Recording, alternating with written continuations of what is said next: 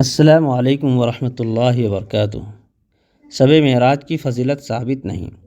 27 رجب کی شب کے بارے میں یہ مشہور ہو گیا ہے کہ یہ شب معراج ہے، اور اس شب کو بھی اسی طرح گزارنا چاہیے جس طرح شب قدر گزاری جاتی ہے، اور جو فضیلت شب قدر کی ہے کم و بیش شب معراج کی بھی وہی فضیلت سمجھ لی گئی ہے۔